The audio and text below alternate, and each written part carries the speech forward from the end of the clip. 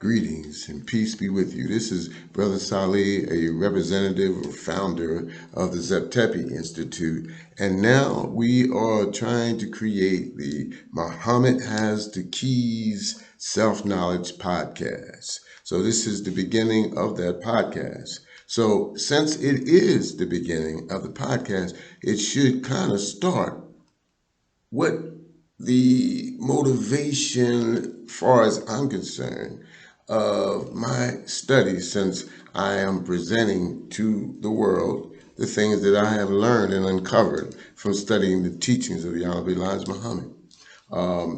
Particularly, the thing that actually propelled my effort to study was when the Honorable Elijah Muhammad began to introduce to us what he called the theology of time, because that kind of fascinated me.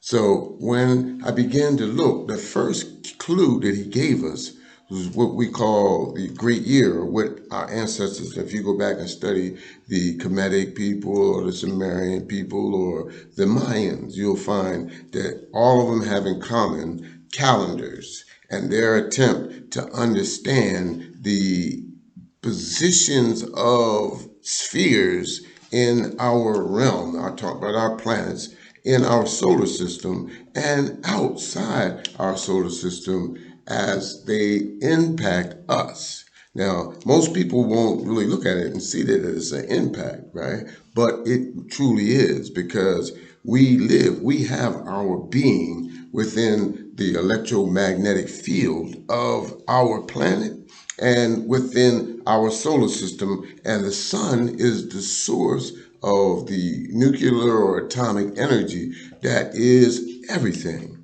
If you look at a leaf on a tree, that is an expression of that energy that comes from the sun and the material that's supplied by the earth.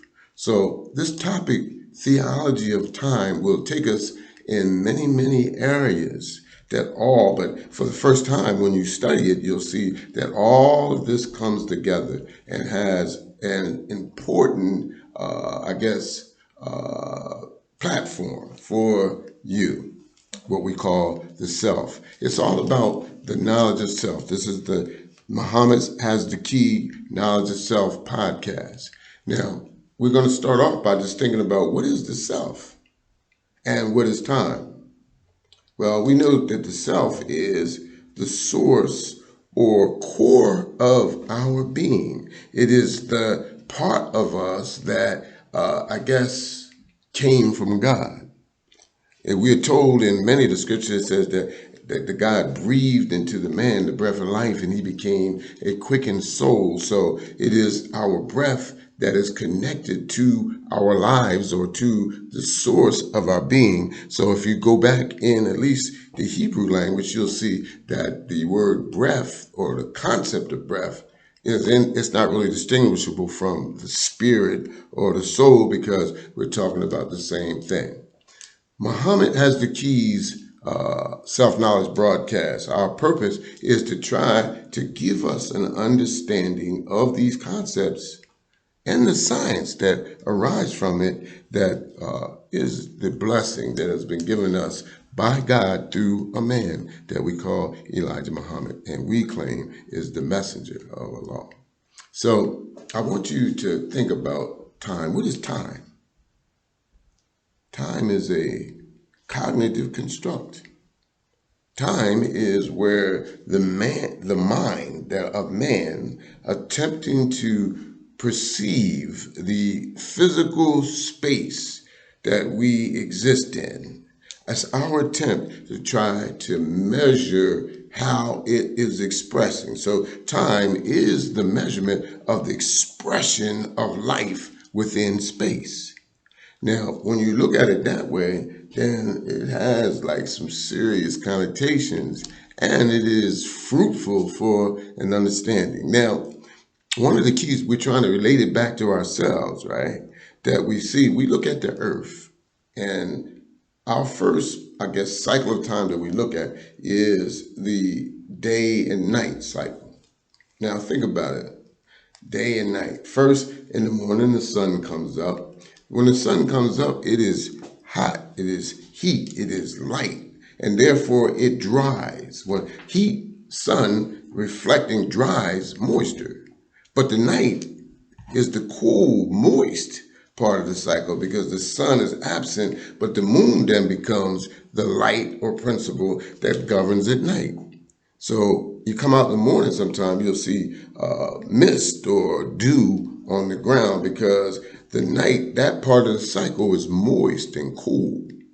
And the day is hot and dry.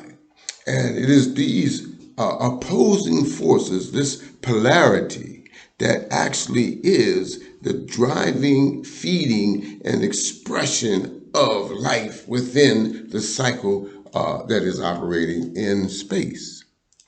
Now, I don't want to get too abstract and out there for you, but I want you to kind of look at, when we talk about theology of time, these cycles. Now, we know that one of the key things that was given us is the knowledge of the 25 or 26,000 year period, or the precession of the equinox, or when the earth, because it's not completely round, it wobbles on its axis as it's traveling around the sun, and it actually spins like this. The pole will actually change. And that is called the precession of the equinox. And in that motion, it's said that it takes a period of 25,000 some odd years, or we say 26,000 years, to round it off for that complete cycle. And in that cycle, you'll have 2,190 or 80 year ages. And you'll also have 7 times that the pole star will change. So that means that the star that our pole, our North Pole, is aligned to, it will change 7 times. Do you think that will have any impact on the electromagnetic field that we live in? Our lives are expressed in this electromagnetic field. So the study of this period, that's why if you go back and you look at the Mayans and the Egyptians, you'll see here, they got all these calendars and maps because they're constantly looking at the relationship of the earth and the sun to the planets and all the other spheres operating around us, because they all have impact on the nature of the energy that is the expression of life. Because we live in an electromagnetic field. Just want you to think about that. Now, what does this have to do with ourselves? There's a cycle. We see it, the 25,000 year cycle. We see that. We see, what is a year? A year is so-called 365 days, or 365 of those 24-hour cycles that has within it spring, summer, fall, and winter. So once again, the expression of energy as it moves in a cycle, it is a vibration, and that vibration is the source of life. Now, how do you vibrate? Because you vibrate like everything else. You vibrate in your breath cycle, in your inhale and exhale. And your breath cycle is tied to consciousness. Now, I want to put one more thing out there, and then I'm going to hit it and quit and come back and explain it another time. But there is you all have a brain and you have a central nervous system. And when you think about it, you have several different types of current running through you. Your central nervous system is one kind of current. Your peripheral nervous system is another kind of current. And so this nerve, the biggest nerve that's running from your brain down throughout your body, is called the pneumogastric nerve, or they call the vagus nerve. This nerve is very important because it connects to the core or the diaphragm, but it also connects to the brain or the waking center in the brain. So our ancestors understood science of what you call diaphragmatic breathing. When you breathe in the diaphragm, and you actually can impress that pneumogastric nerve. And there's a whole science of consciousness and energy that's associated with that. We just starting our journey. This is Brother Salih, the Zep Tepi Institute.